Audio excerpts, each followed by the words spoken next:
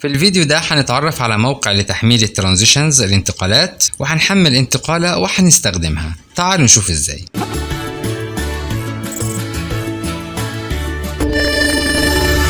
ده الموقع اللي بحمل منه. هسيب لكم لينك الموقع ده في صندوق الوصف. الموقع ده بنحمل منه ملحقات للبريمير، يعني ما فيهوش ترانزيشنز بس. فانا هضغط على ترانزيشنز وهنزل تحت كده وهختار الانتقال اللي انا عايزها، وليكن دي مثلا. كليك عليها وهضغط على داونلود. انا عشان محملها قبل كده فجاب لي الرساله دي. تمام، ادي الملف نزل معايا اهو. كليك يمين عليه وهعمله اكستراكت. تمام، وهفتحه بالشكل ده وهلاقي جواه ملف بريمير. هضغط كليكين عليه. تمام واوكي، هيفتح معايا بالشكل ده. تمام، هدور على الفيديو ده عشان استبدله بالفيديو بتاعي. ادي الفيديو ده اهو. ده الفيديو اللي هو ده معمول منه نسختين بالشكل ده، ولكن في الاول لازم اشوف الفيديو ده معمول فيه اي انيميشن ولا لا. ازاي بقى؟ هحدده واروح للافكت كنترولز. لو مش ظاهر عندك الافكت كنترولز بتظهره من قائمه ويندو وافكت كنترولز. تمام، هاجي هنا كده واشوف في حركات معموله ولا لا. هقفل كل حاجه كده.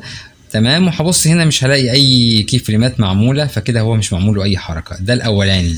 هروح للتاني برضو مش معمول له اي حركه. تمام كده. لو معمول له حركات بعمل كوبي وبيست، يعني بحدد الفيديو كده. تمام، وحدد مثلا لو معمول حركه في الاوباستي والموشن مثلا بالشكل ده، واعمل كليك يمين عليه وكوبي، واحط الفيديو بتاعي مكانه واعمل كليك يمين على الفيديو بتاعي وبيست. هضيف الفيديو بتاعي اهو بالشكل ده. تمام كده. تعالوا نحذف الفيديو القديم بالشكل ده، وهاجي للفيديو بتاعي كليك يمين عليه وهعمل له set to frame size بس كده. وتعالوا نعمل بلاي